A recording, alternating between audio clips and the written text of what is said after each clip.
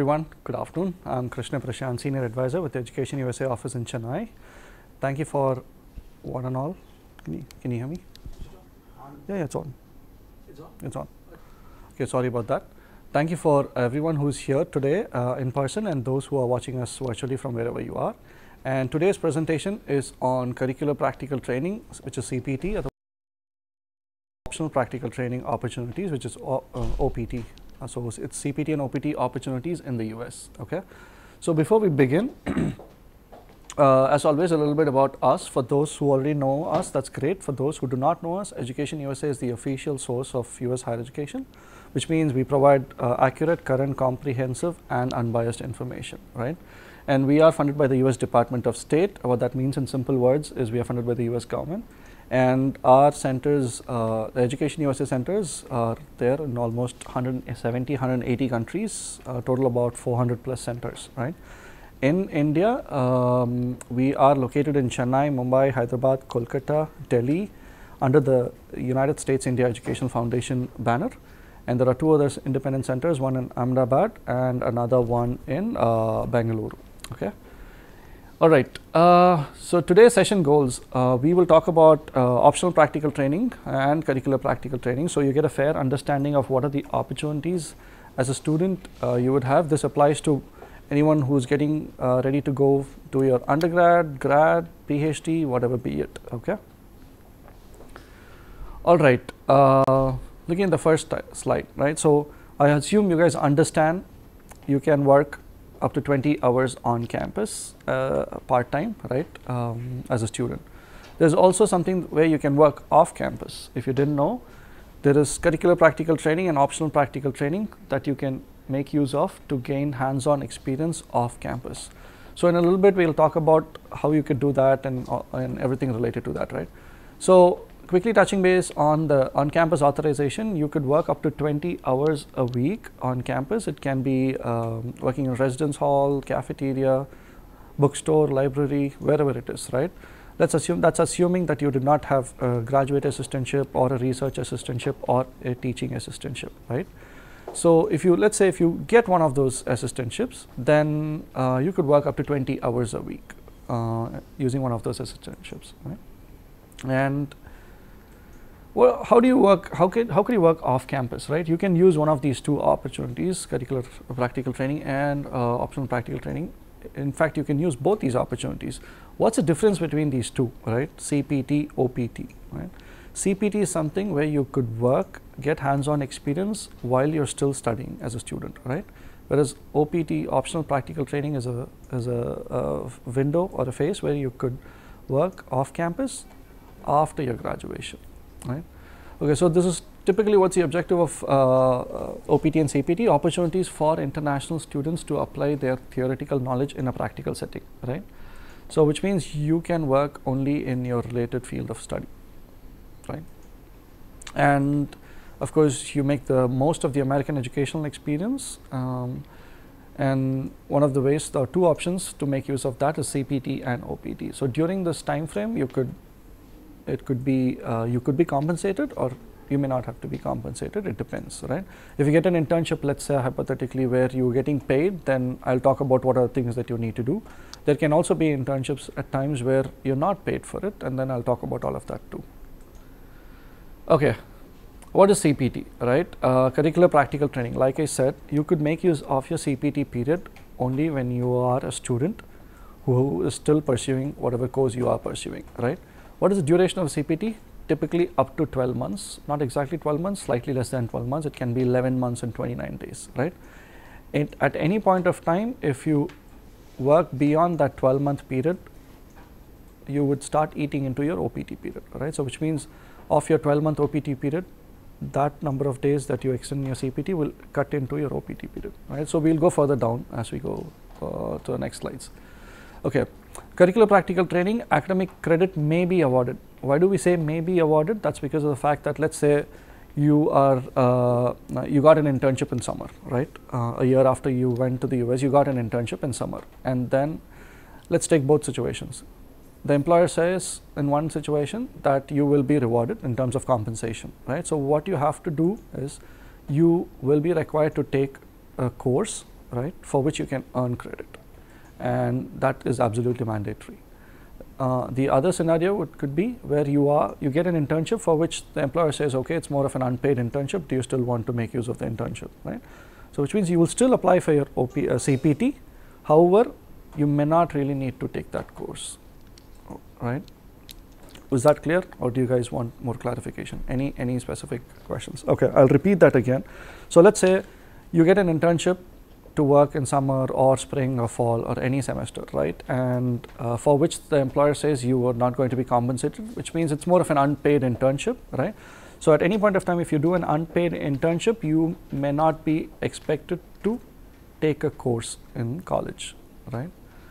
At any point of time, if you get a paid internship, which means you will have to be enrolled in a course, right? How do you know which course you'll have to be enrolled? You will have to discuss with your advisor, right? Each program will, once you are enrolled in your college, you will be assigned an advisor. The course, most probably it can be an internship credit or a seminar or whatever be it. It can be related to your work experience, right? So that's something you may have to work with your advisor to know, okay, fine, I've been awarded, I mean, I have secured this internship and it is a paid internship. So how do I go about? What is the course that I will have to take during the time frame that you will be interning? Okay, so far clear? Great. CPT must be an important component of the student's academic program, right? So why do we say this? Mainly because of the fact that internships are optional, right? If you find one, then great. If you don't get an internship, that's still fine. It's not the end of the world, which means you go on to finish your rest of the program and start looking for full-time jobs, which means you could use your OPT period, right? CPT is usually optional, but a lot of people may find an internship, may not find an internship, right? But if you find an internship, you are more than welcome to use your curricular practical training period. CPT is available only prior to the completion of your degree program, like I mentioned earlier, and students will lose eligibility of OPT if you work beyond that 12-month period. So what that means is, let's say, when I mean that will eat into your OPT period, let's say with CPT, again, that could be two things. You can work part-time internship or full-time internship. So what do we mean by part-time or full-time, right? Anything less than 20 hours is considered as a part-time internship, right? Anything about 20 hours will be considered as a full-time internship, right? So I'll typically quote my example that I went through about 10 years ago while I was a student. So I was a graduate assistant working on campus, and then I secured an internship to work for a Maryland-based company while I was in Missouri, right? So technically I was not commuting, but I was working from home. However, my internship was only for 20 hours a week, right? So it was not a full-time internship. So I could use, and for which I was compensated. So which means when I got the internship in summer, I had to be enrolled in an internship course for which I had to pay the tuition fee because I was making money through this internship program, right? Whereas if you worked full-time on an internship for more than 12 months, what's going to happen is that's going to eat into your OPT period. But if you work for less than 12 months full-time, then that's good. There's something called CPT does not count, or CPT does not count against your OPT period if you're working only part-time. Okay, sorry, I missed that. Part-time CPT does not count against your OPT time, right? So let's say at the undergraduate level, someone gets an internship right after their first year, right? And their employer says you can work for the next 2 years part-time as an intern, right? They could do it, right? So CPT, if worked part-time, there's no limit. You could do it until you graduate, okay? Like I said, full-time work is anything about 20 hours per week. CPT can start after full-time enrollment of 1 academic year, which is technically 2 full semesters, or that 2 full semesters translates to 9 months. So far clear?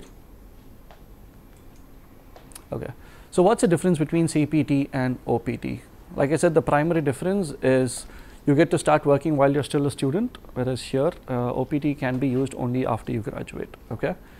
Do I have to have a job to apply for CPT or OPT? In case of CPT, absolutely yes, you need to have secured an internship or an offer before you can start working in CPT. Whereas with OPT, you don't necessarily have to have a job offer before you can apply for your OPT. Right? Can I work any kind of job? in both the situations, no, you will have to be employed in your related to your field of study. Okay. Who gives the authorization? For CPT, you simply get the, let's say you get an internship offer, you let your program advisor know, and you let your designated school official, which is what DSO stands for, and the DSO will process your paperwork for your CPT.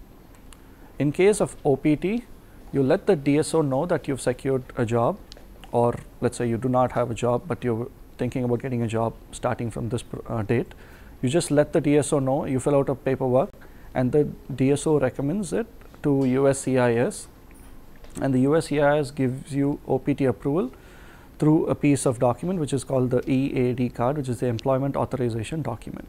Okay, and typically students will have to fill out a form called Form I-765 electronically and submit it to the USCIS. How long can I use CPT or OPT? To 12 months for CPT if you're doing full time.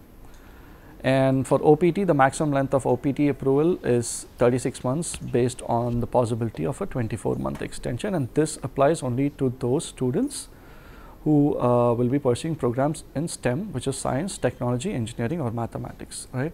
So let's say those who are going to be pursuing programs outside of STEM or non-STEM program like business or humanities or any other courses, then you are eligible for an OPT period of just 12 months. All right. OPT STEM extension. Okay. So a few minutes ago I talked about how OPT is allowed for any student who graduates on an F1 visa for up to 12 months. However, those who are pursuing science, technology, engineering, or mathematics, they could extend it by up to another 24 months. So which means a STEM student would get up to a 36 month of OPT period, whereas a non-STEM student would get an OPT period of 12 months. Okay. So students with STEM degrees can extend their OPT up to 24 months in STEM fields. Some examples, random examples, if you're doing actuarial science, computer science, engineering, mechanical engineering, engineering management, a lot of times people ask, does it fall under STEM? What we would recommend is you kindly check with the university that you've applied to or you've been admitted into if that program falls under STEM. Okay.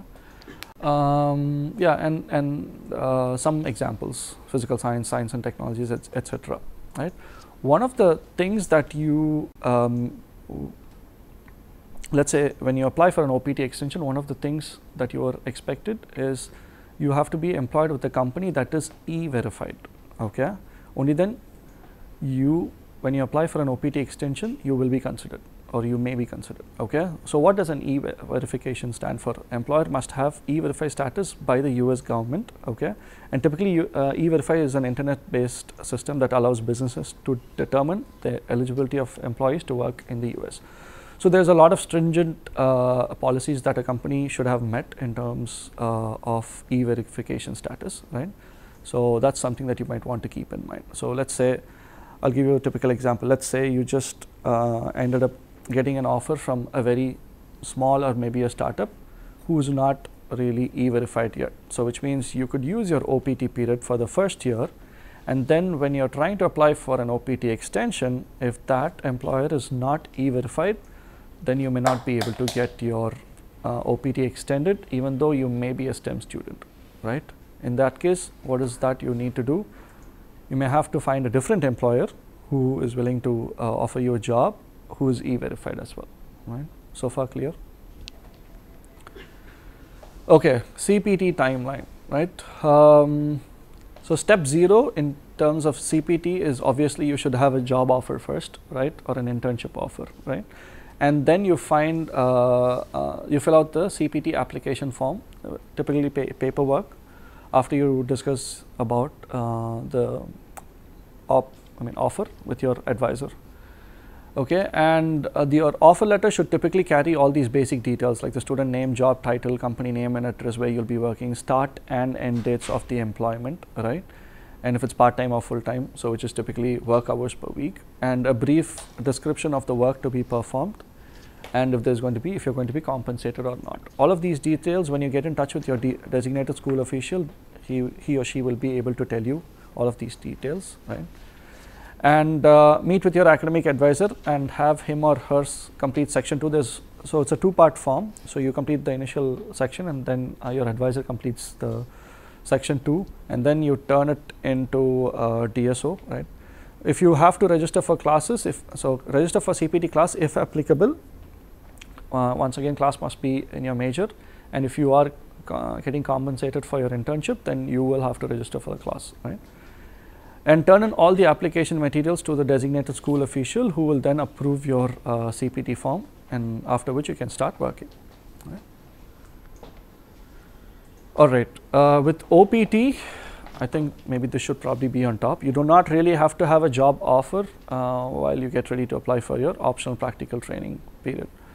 So the earliest you can apply is 90 days prior to your program completion date. Okay. So, and the latest that you can apply is 60 days after your program is completed, right?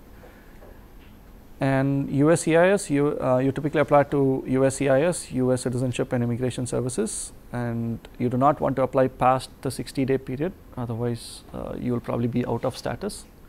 So once you apply to USCIS, they will process you an EAD card, which is an employment authorization document, which you will need to have before you can start working on OPT. Okay, this is a little snapshot of the timeline. So let's say your program completion date is here. So you can apply 90 days before or 60 days after. So which means you have a 150-day period window within which you should apply for your OPT, right? If you miss that timeline, then obviously you are at a risk of being out of status. So always keep in mind that 150-day window. Why would someone apply before? Unless and until they've already secured a job, right? While they're in their final semester, they've secured their job and they are ready to start working the day after they graduate, which means they want to have the paperwork done much ahead of time. So that's the only time they will start applying earlier. Let's say in another case, someone doesn't have a job, they are already getting ready to graduate by May 15th, hypothetically, and then they do not know, they have not found a job, so which means they have 2 months time, which means they will have to mention their start date as July 15th, right, and then apply, right? So even though you have a 60-day window, that doesn't mean that you submit your paperwork on July 15th, yeah, from May, June, July. So it's not like you submit it on July 15th, all your paperwork, asking them to process your EAD card for July 15th. That's not going to happen, right? So that's something you might want to keep in mind. So let's assume you would work for 12 months, okay? And once again, the same rule applies. When you want to apply for an OPT extension, you could at least apply 90 days before, right? It's always better you apply early if you have a job offer in hand, because you cannot start working until you have the EAD card. And a lot of times you need to give them adequate time to process your employment authorization document. A lot of times what people do is they wait towards the end to apply, sometimes even though they have a job offer, right? And then it takes a lot of time, and your employer is probably asking you what happened, when are you joining, and then you will have to probably tell them I'm waiting for an EAD card, right? So the same thing applies, and if you miss to apply in the 60 days, then obviously your option would be to leave US, right? So let's say you're here and then for some reason your employer is not e-verified, then maybe you could probably change status, which means you pretty much have to let your DSO know, and then they will probably let USCIS know, so that way you can probably change company or transfer or all sorts of stuff. So far clear? Okay. Please don't work without employment authorization, which means you are putting yourself into more risk, right? Working beyond the end date of your CPT or OPT is inviting more trouble to yourself. Okay? And of course, do not begin work before you receive your CPT or OPT approval. So these are some of the things that you might want to keep in mind. Understand the rules and stay within status, right? At any point of time, you want to make sure that you're not out of status. Then if you do so, then you're probably putting yourself at risk. Attend orientation sessions by your school. And of course, if you do not understand, please always talk to your designated school official, because he'll probably be your second parent trying to protect you to be on status at all times, right? and be proactive, look for opportunities as soon as possible to avail CPT or OPT. This is a great thing, right? When can you start CPT? You will typically have to complete 2 full semesters, right? Let's say if you're starting your classes or if you're starting a program in fall of 2018, which means you will have to wait till summer of 2019 before you can start working or using your CPT, right? So, but that in no way means that you cannot look for opportunities until then, right? You can start looking for opportunities. A lot of times it takes time, right? Number one, you will have to change your resume to the American format. You have to really know what kind of companies come in for interview. How do you present yourself? How do you prepare? You can even do mock interviews. Career centers at every university will help you do all of that, right? So you can even participate in internship fairs or career fairs and then apply for some of the internships even in first semester. But it's always good to mention in your resume on when you're available to start working, right? Because when you submit your resume, the employer presumes that you're ready to start work right away. Whereas once, let's say, you get hired and then you tell them, hey, I cannot start really working for the next until the next 6 months, and then that doesn't really look good, right? So here are some of the useful websites that you can make a note of if you probably are looking at understanding more about CPT and OPT. All right, so that brings us towards the end of the presentation. How could we help? How can Education USA help? So we do a wide variety of information sessions, just like how we're doing the CPT and OPT sessions today. We also do online webinars that happens on Saturdays, every other Saturday at 10 o'clock. You do not really have to be here to attend the webinar. You could pretty much log into, I'll show you the link in a little bit. You could pretty much log into that link and attend that webinar from wherever you are. A lot of times those webinars are presented by US university representatives themselves from wherever they are. And then it's a great way for you to interact and get your questions answered. We also do one-on-one personalized advising session for a small fee. Let's say there's someone who's interested in becoming a member, then we charge a small fee, which is about 10,000 Indian rupees, including GST. And that membership will give you a dedicated advisor who will be as a second eye throughout your 5-step of application process. And we do help walk-in students to the center to get accurate information. If you're unclear about something, you're more than welcome to walk into our office and get your questions answered any number of times. We have a little reference library which you can make use of, and you do not really have to be a member for that.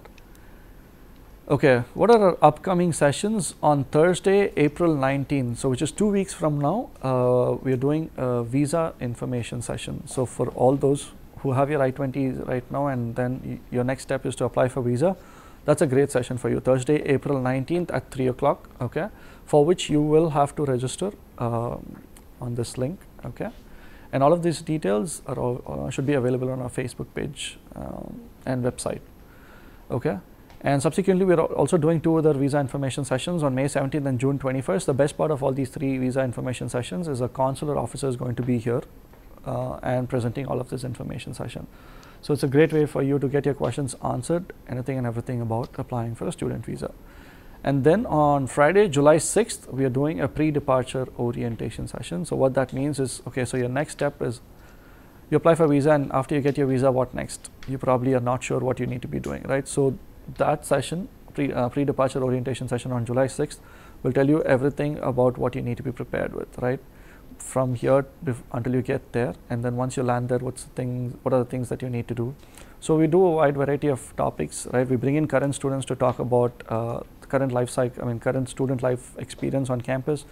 We bring in academic professors to talk about the academic expectations on from a student. We bring in consular officers to talk about visa rules and regulations while you're on F1 visa, and then a lot of different topics too. So it can be a half a day or a full day event, and for which once again you will have to go through this link and then register for all of this. And we do every month we do a wide variety of sessions. So how do you know what are the sessions that we do every month? A great way to figure that out is you go to our website usief.org.in, and there's a little section called USIF Events at a Glance, and you go click on the center, right? depending on wherever you, whichever city you are in. And then you will figure out what are the programs lined up for that month. Okay. And as always, here are some of the ways you can get in touch with us. And this is the webinar link that I was talking to you about, where you could just typically log in, and it does not have a 10-step verification. All that it asks for is your name and your email ID, and then you're in. On Saturdays, you just log in at 9:55, and then you're in to find out what is the sessions that's going to happen. But before that, always go into our program of events and find out if it's which Saturday is it happening, right? And our Facebook page, Education USA India, has a lot of useful information. For example, it has information about our upcoming visa sessions or pre-departure orientation session, and several other things. If you want to get in touch with us in person, then you can visit our office. That's our phone number, our email ID, and we're open between 9:30 and 4:30 Monday to Friday. Please always make sure to carry your government issued ID proof, just like those who made it here today, right? And if there are any questions, I'm more than happy to answer from our in-house audience or from our virtual audience. Thank you very much. Any questions you guys have?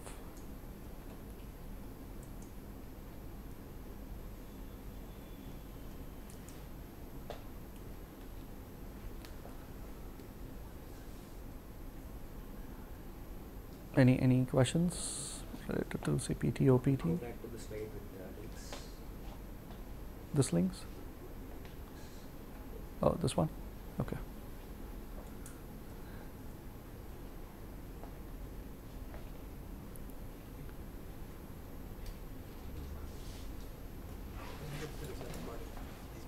Yeah. So you do not really have to make a note of it. As you see, there we are live streaming all of our sessions on Facebook, and you could typically log into either US Consulate General Chennai's Facebook page, or you can log into Education USA Chennai Facebook page, and this session is recorded and is available on Facebook, right? So if you want to re-listen or re-watch the entire thing, you could just go log in and watch the entire session again. These links should be available there, just FYI. Right? Any questions? All right, if there are no other questions, okay, there's one question. You told that the company needs to be verified for an OPT program. So is it the same for CPT also? For CPT, see, when does a company have to be e-verified? Only when you're applying for an OPT extension, right? In case of CPT, there's no extension, and CPT as such is only allowed for 12-month period. So the company does it, irrespective of the company is e-verified or not e-verified, it doesn't matter, because your CPT is going to end after 12 months. Good question. Anything else? So when we are given the F1 visa, is it for the duration of the course? So the question is, what's the duration of F1 visa?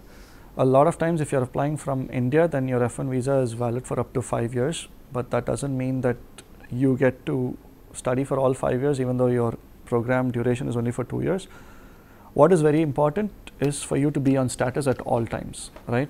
So which means when you do your education for 2 years or 4 years, depending on your program level of study, once you finish your program after 2 years, you need to make sure you are using your OPT period, and then let's say you finish your OPT period, you either get into next visa status, which is H1 or L1 or whatever period, or which means you're out of status. Even though you may have a typical example, if I have to give you, let's say someone's going for an MBA, right?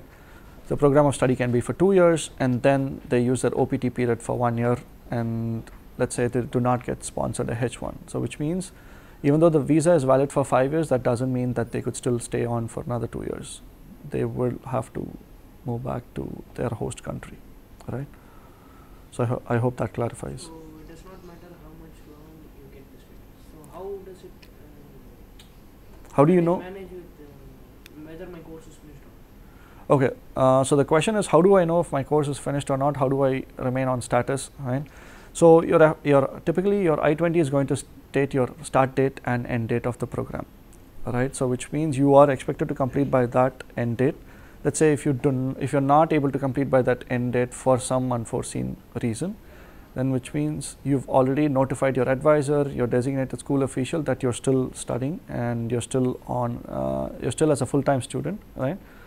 And when you graduate, of course, your college knows that you're getting ready to graduate, and it is your responsibility to let your designated school official know that, hey, I've extended by a semester and I'm graduating in so and so semester, so I would like to apply for my OPT, right? So a lot of times it's not like they will come and ask you if you are still on status, if you've completed your program or not. It is your responsibility to make sure that you remain on status at all times. So which means you should be always on your toes, trying to keep up with your designated school official and your program advisor. Good question again. Any other questions? How do we look for STEM verified? Whether the university is STEM verified? Okay, so the universities, the question is, how do I know if a university is STEM verified? Number one, the university doesn't have to be STEM verified. The program that you do will have to be STEM verified, right? A lot of times it is better if you write to the university and find out from them if the program that you're getting ready to study is part of the STEM science, technology, engineering, mathematics, right? And that's the only way, that's the best way for you to figure that out.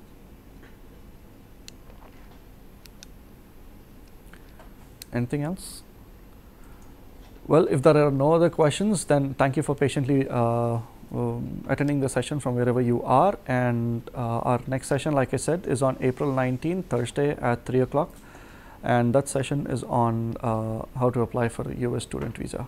Until then, thank you guys. Thank you very much.